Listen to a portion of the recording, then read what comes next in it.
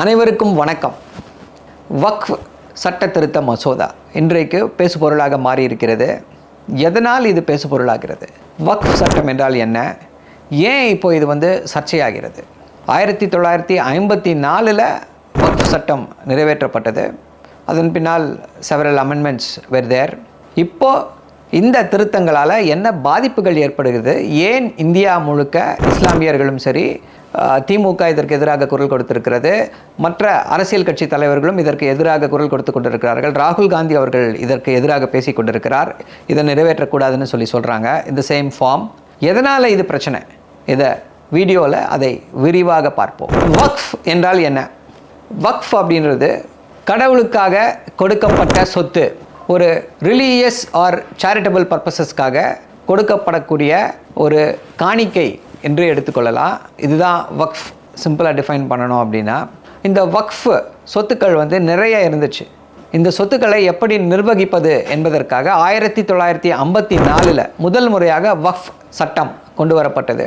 எப்படி இந்த வக்ஃப் சொத்துக்கள் வந்துச்சு அப்படின்றத முதல்ல பார்த்துருவோம். இந்தியா பாகிஸ்தான் பிரிக்கப்பட்ட பொழுது அப்போ பல முஸ்லீம்கள் இந்தியாவிலிருந்து பாகிஸ்தானுக்கு போனாங்க.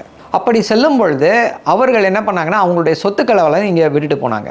அந்த சொத்துக்களை எல்லாம் இதை நான் அல்லாவுக்கு கொடுத்து விடுகிறேன் அப்படின்னு சொல்லிட்டு போனாங்க. 100 வருடங்களாக அந்த வக்ஃபுடைய ஒரு அடிநாதம் என்ன அப்படின்னா, யாராக இருந்தாலும் சரி, ஒரு சொத்தை நான் அல்லாவுக்காக கொடுத்து விடுகிறேன் அப்படின்னு சொல்லிட்டு போயிட்டாங்க அப்படின்னா, that will become a Waqf property. இதற்கு நீங்கள் ஒரு ரெஜிஸ்டர்ட் டீடு இருக்கணும்னு அவசியம் கிடையாது. இல்லை அதை நீங்கள் ஒரு ட்ரஸ்ட்டாக ஃபார்ம் பண்ணி கொடுக்கணுன்ற அவசியம் கிடையாது. இது அவர்களுடைய இஸ்லாமிய முறைப்படி இதுதான் ஒரு வழக்கமாக இருந்து வருகிறது. ஸோ இப்படிப்பட்ட சொத்துக்கள் இருக்குது. பல ஆயிரம் கோடிக்கணக்கான சொத்துக்கள் இருக்குது. இந்த சொத்துக்களை எப்படி நிர்வகிப்பது, இதை எப்படி காப்பாற்றுவது என்பதற்காகத்தான் 1954 இந்த வக்ஃப் சட்டம் அறிமுகம் செய்யப்பட்டது. அதில் பல ஷரத்துக்கள் இருந்துச்சு. அந்த ஷரத்துக்கள் எல்லாமே அந்த வக்ஃப் சொத்துக்களை காப்பாற்றுவதற்காக அமைக்கப்பட்ட ஒரு விஷயமாக இருந்து வருகிறது. இப்போ இந்த வக்ஃப் சொத்துன்னு சொல்கிறாங்க. இந்த வக்ஃப் சொத்துக்களுக்கு நீங்கள் டைட்டில் இருக்கா, ஆவணங்கள் இருக்கா, இதோடைய மூலப்பத்திரம் எங்கே இருக்குது அப்படின்னு சொல்லி கேட்டிங்கன்னா எதுவுமே இருக்காது. இன் ப்ராக்டிஸ் அவங்க அதை அனுபவித்து கொண்டிருப்பார்கள். பொசஷனில் இருப்பாங்க, அனுபவித்து கொண்டிருப்பார்கள். ஒரு பாத்தியதை இருக்கும், ஆனால் டைட்டில் இருக்காது. ஏன்னா பாகிஸ்தானுக்கு சென்றவர்கள் கொடுத்தது. அதோடு மட்டுமல்லாமல் அதற்கு முன்னாடியும் இது அல்லாவுக்காக கொடுக்கிறேன், இதை நீங்கள் ஒரு நல்ல காரியங்களுக்கு பயன்படுத்துங்கள்னு சொல்லி கொடுக்கக்கூடிய அந்த சொத்துக்கள் இது இப்படி இருந்து கொண்டு வருகிறது. மீண்டும் அதில் சில குழப்பங்கள் இருக்கிறது அப்படின்னோடனே திருப்பி 1994 மீண்டும் ஒரு சட்ட திருத்தம் அதில் கொண்டு வரப்படுகிறது. பின்னர் மீண்டும் சோனியா காந்தி அவர்கள் யூபிஏவோட கன்வீனராக இருக்கும் பொழுது அப்பொழுதும் ஒரு சட்ட திருத்தம் கொண்டு வரப்படுகிறது. ஸோ இப்படி ஒரு 3 சட்ட திருத்தங்கள் கொண்டு வரப்பட்டு அதில் இருக்கக்கூடிய பல பிரச்சனைகள் களையப்படுகிறது. இப்போ பாஜக ஆட்சிக்கு 3வது முறையாக வந்த பிறகு நாங்கள் வக்ஃப் சட்டத்தை திருத்துகிறோம் அப்படின்னு சொல்லி புதிதாக அந்த சட்ட திருத்த மசோதாவை கொண்டு வந்திருக்கிறார்கள். இந்த சட்ட திருத்த மசோதா என்னென்ன விஷயங்களை செய்கிறது, இல்லை எதனால் இது ஒரு கேள்விக்குரியதாகிறது, பிரச்சனைக்குரியதாக ஆகிறது அப்படின்றது எல்லோர் மனதிலும் எழக்கூடிய கேள்வி. பாஜக மதத்தின் அடிப்படையிலான ஒரு அரசியலை செய்து கொண்டிருக்கிறார்கள். India is a secular country. இங்கு இருக்கக்கூடியவர்களுக்கு எல்லா பாதுகாப்புகளும் இருக்கப்பட வேண்டும். குறிப்பாக மத சிறுபான்மையினர் அவங்களுடைய அந்த வழிபாட்டு முறைகளையும் அவங்களுடைய கொள்கைகளையும் கடைபிடிப்பதற்கு நம்முடைய அரசியலமைப்பு சட்டமே அதிகாரத்தை கொடுத்திருக்கிறது. இதுலேயே ஒரு பெரிய டிபேட் இருக்குது. நம்முடைய கான்ஸ்டியூஷனுடைய பிரியாம்பிள் முகப்புரை அதுலேயே India is a secular republic அப்படின்னு சொல்லி அந்த வார்த்தை, செக்யூலர் என்ற வார்த்தை நம்மளுடைய பிரியாம்பிளில் வருது. ஆனால் நீதியரசர்கள், குறிப்பாக நீதியரசர் ரோஹின்டன் நாரிமன், உச்ச நீதிமன்றத்துடைய முன்னாள் நீதிபதி, அவர் என்ன சொல்கிறாரு, இந்த செக்யூலர் என்ற வார்த்தை இருக்கணும்னு அவசியமே இல்லை. நம்முடைய அரசியலமைப்பில் இருக்கக்கூடிய எல்லா அந்த ஆர்டிகல்ஸ், அந்த பிரிவுகளே இந்த செக்யூலரிசத்தை போற்றி பாதுகாக்கக்கூடியதாக இருக்கிறது. நீங்கள் தனியாக சொல்லணும்னு அவசியம் இல்லை, மற்ற எல்லா விஷயங்களுமே இதில் இருக்குது, பாதுகாக்கக்கூடிய அளவில் இருக்குது அப்படின்னு சொல்லி அந்த கருத்தை முன்வைக்கிறார்கள். ஸோ அந்த அடிப்படையில் தான் இந்த வக்ஃப் சட்டங்கள் இயற்றப்படுகிறது. மத சிறுபான்மையினருக்கான அந்த பாதுகாப்பை கொடுத்திட வேண்டும். அவர்களுடைய உடைமை, அவர்களுடைய வழிபாட்டு முறை, இது எல்லாத்துக்கும் பாதுகாப்பு இருக்க வேண்டும் என்று தான் நம்முடைய அரசியலமைப்பு சட்டம் சொல்கிறது. இப்போது பாஜகவுடைய கண்களை எது உறுத்துகிறது? இவங்க ப்ராப்பர்ட்டின்னு சொல்கிறாங்க, இதுக்கெல்லாம் ஆவணமே கிடையாது, எப்படி அந்த ப்ராப்பர்ட்டியை உங்களால் என்ஜாய் பண்ண முடியும், அதையெல்லாம் அரசு எடுத்துக்கொள்ள வேண்டும் என்று நினைக்கிறது.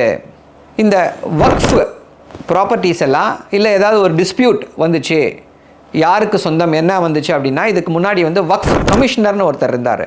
அந்த கமிஷனர் வந்து இவர் வந்து யாருக்கும் அரசுக்கோ இல்லை இதுக்கோ இல்லாதவர், ஒரு கட்டுப்பாடாதவர். அவர் வந்து இதை டிசைட் பண்ணுவார். வக்ஃப் கமிஷனர் வந்து டிசைட் பண்ணுவார். எனி டிஸ்பியூட் வந்து will be given to the before the Waqf commissioner. இப்போ என்ன பண்ணுறாங்க, இல்லை அதை கொண்டு போய் கலெக்டர்கிட்ட கொடுங்க, அந்த அதிகாரத்தை கலெக்டர்கிட்ட கொடுங்க அப்படின்னு சொல்லி சொல்கிறாங்க. இந்தியாவுடைய அரசியலமைப்பு சட்டத்தில் இருக்கக்கூடிய ஒரு முக்கியமான கூறு என்ன அப்படின்னா, access to judicial review. Title சம்பந்தப்பட்ட பிரச்சனை, அதாவது ஒரு சொத்து குறித்த பிரச்சனை, ஒரு சொத்து யாருக்கு சொந்தம் என்று முடிவெடுக்கக்கூடிய உரிமை நம்முடைய அரசியலமைப்பு சட்டத்தின்படி நீதிமன்றங்களுக்கு தான் இருக்க வேண்டும். இப்போ என்ன பண்ணுறாங்க, அதை எடுத்துகிட்டு கலெக்டர்கிட்ட கொடுக்குறாங்க. Collector is part of the executive. Executive cannot decide title disputes. இதுதான் நம்முடைய அரசியலமைப்பில் இருக்கக்கூடிய there is clear separation of powers. தெளிவாக நம்முடைய அரசியலமைப்பு சட்டத்தில் வரையறுக்கப்பட்டிருக்கிறது. ஒரு பிரச்சனை முடிவெடுக்க வேண்டும் அப்படின்னா அது வந்து நீதிமன்றங்கள் தான் செய்ய வேண்டும். இப்போ என்ன பண்ணுறாங்க, இங்கே இந்த அதிகாரத்தை தூக்கி கலெக்டர்கிட்ட கொடுக்குறாங்க. கலெக்டர் அரசுடைய அங்கம், அவரை வந்து நீங்கள் அரசிடமிருந்து பிரித்து பார்க்க முடியாது. ஸோ ஒரு அரசு இயந்திரம் எப்படி வந்து இதை டிசைட் பண்ண முடியுன்றது முக்கியமான கேள்வி. ஜேபிசி, அதாவது இந்த வக்ஃப் சட்ட திருத்த மசோதா பாராளுமன்றத்தில் தாக்கல் செய்யப்பட்ட பொழுது இதை எதிர்த்து எல்லா எதிர்க்கட்சிகளுமே குரல் கொடுத்தாங்க. குரல் கொடுத்தவுடன் இதை வந்து ஒரு ஜாயிண்ட் பார்லிமெண்ட்ரி கமிட்டி, கூட்டு பாராளுமன்ற குழுவுக்கு அனுப்பி வைக்கிறார்கள். அதில் வந்து அண்ணன் ஆர் ராசா திமுக எம்பி அவர்கள் வந்து எல்லா மீட்டிங்லையும் கலந்து கொண்டு தொடர்ந்து எப்படி இந்த ஜேபிசி சரியான முறையில் நிகழ்த்தப்படவில்லை, நடத்தப்படவில்லை, ரூல்ஸ் எல்லாத்தையும் வயலேட் பண்ணுறாங்கன்னு சொல்லி தொடர்ந்து குரல் கொடுத்து கொண்டே வந்தார். பாதி ஜேபிசிலேயே அவர் வந்து சொல்லிட்டார், இது சரியான முறையில் செல்லவில்லை, எங்களுக்கு வந்து சரியான நோட்டீஸ் கொடுக்க மாட்டாங்க, நாங்கள் சொல்லக்கூடிய அந்த கருத்துக்களை ஏற்றுக்கொள்ள மாட்டேன் என்கிறார்கள். பாஜகவின் சார்பாக வரக்கூடிய அந்த கருத்துக்களை மட்டுமே எடுத்து அதை மட்டுமே ரெக்கமெண்டேஷனாக கொடுக்குறாங்க. இதற்கு எதிரான கருத்துக்களை வந்து ஒரு சட்டை செய்வதே இல்லை அப்படின்ற அந்த குற்றச்சாட்டை பகிரங்கமாக முன்வைத்தார். இது வந்து வெறும் கண் துடைப்பு தான், இந்த ஜேபிசின்றது வெறும் கண் துடைப்பு, இதனால் எந்த விதமான ஒரு ஆக்கப்பூர்வமான மாற்றங்களும் நிகழவில்லை அப்படின்ற அந்த கருத்தை வந்து ஆணித்தரமாக முன்வைத்தார். இந்த டைட்டில் டிஸ்பியூட்டை டிசைட் பண்ணுற இஷ்யூவை வந்து கலெக்டர்கிட்ட கொடுப்பதற்கு எல்லோருமே எதிர்ப்பு தெரிவித்திருக்கிறார்கள். எதிர்க்கட்சியில் இருக்கக்கூடியவர்கள் எல்லோருமே எதிர்ப்பு தெரிவித்திருக்கிறார்கள். ஆனாலும் எந்த மாற்றமும் அதில் செய்யப்படவில்லை.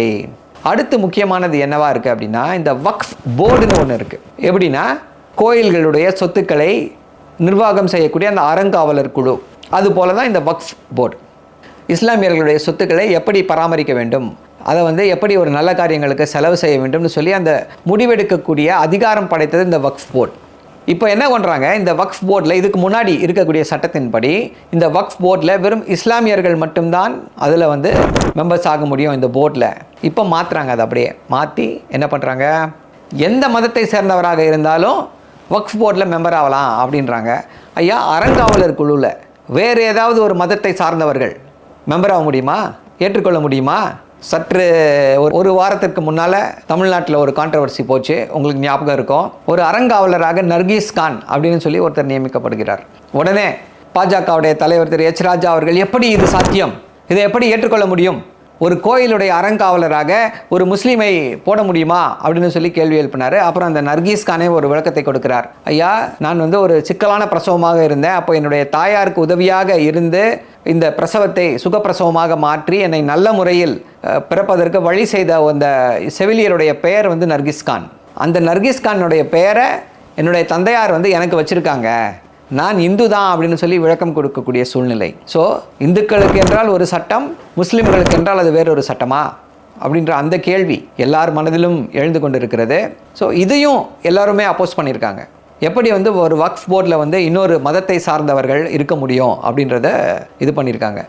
ஸோ இவர்களுடைய நோக்கம் என்னவாக இருக்குன்னா, கலெக்டர்கள் மூலமாக எந்தெந்த வக்ஃபுக்கெல்லாம் டாக்குமெண்ட்ஸ் இல்லையோ அது எல்லாமே வந்து அரசாங்க சொத்தாக மாற்றிவிட முயற்சி செய்கிறார்கள் அப்படின்னு சொல்லி அண்ணன் திரு ராசா அவர்கள் வந்து குற்றம் சாட்டி இருக்கிறார். Direct allegation. இதுதான் இந்த வக்ஃப் சட்ட திருத்த மசோதாவுடைய முக்கியமான நோக்கமாக இருக்கிறது. இதை தாண்டி இவர்களுக்கு வந்து வக்ஃப் சட்டத்தை வந்து திருத்தணும், மாற்றணும், இஸ்லாமியர்கள் வந்து அவர்களுடைய அந்த சொத்துக்களை வந்து சிறப்பான முறையில் பாதுகாக்க வேண்டும் என்ற அந்த நல்ல எண்ணம் இல்லை அப்படின்ற அந்த கருத்தையும் வந்து முன்வைத்திருக்கிறார்கள்.